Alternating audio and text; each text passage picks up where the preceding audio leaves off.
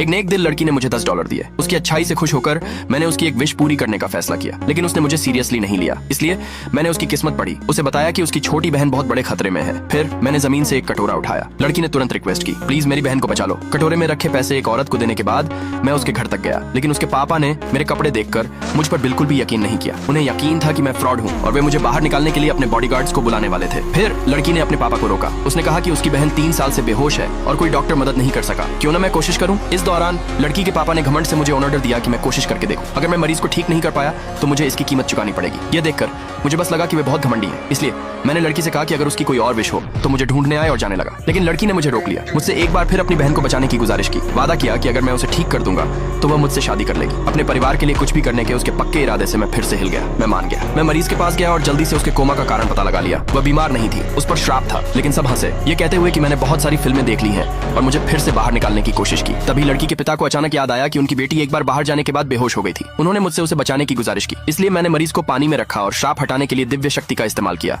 लेकिन बाहर के लोगों को मुझ पर शक था और उन्होंने दरवाजा तोड़ने की कोशिश की। लड़की ने उन्हें रोकने की कोशिश की। उसे पक्का यकीन था कि मैं उसकी बहन को बचा सकता हूँ। फिर भी दूसरों के कहने पर उसके पिता ने बॉडीगार्ड्स को जबरदस्ती दरवाजा खोलने का आदेश दिया, लेकिन कोई भी मेरी दिव्य दीवार को नहीं तोड़ सका। जैसे ही वे फिर से हमला करने की तैयारी कर रहे थे, मैंने दरवाजा खोला और बताया कि मरीज पहले ही ठीक हो चुकी है। जब तक मरीज ने धीरे धीरे अपनी आंखें नहीं खोली तब तक किसी ने मुझ पर विश्वास नहीं किया। लड़की अपनी बहन को ठीक देखकर बहुत खुश हुई। ये देखकर मैं तुरंत जाने को तैयार हुआ, लेकिन लड़की ने मुझे रोक दिया। वह अपना वादा निभाने और मुझसे शादी करने को तैयार थी। मैंने उससे कहा कि मैं तो बस एक भिखारी हूँ और उसकी बहन को बचाना सिर्फ किस्मत की बात है, लेकिन उसने कहा कि उसे कोई फर्क नहीं पड़ता। मैंने उसके दिल में पवित्रता देखी, फिर भी मैंने मना कर दिया, क्योंकि मैंने उसकी बहन को सिर्फ उसकी दयालुता और अपने परिवार के लिए कुछ भी करने के उसके पक्के इरादे की वजह से बचाया था, किसी और वजह से नहीं। फिर मैं मुड़ा और चला गया। सच्ची अच्छाई कभी कीमत नहीं गिनती या इनाम की उम्मीद नहीं करती। दूसरे पार्ट के लिए कमेंट में यस लिखे।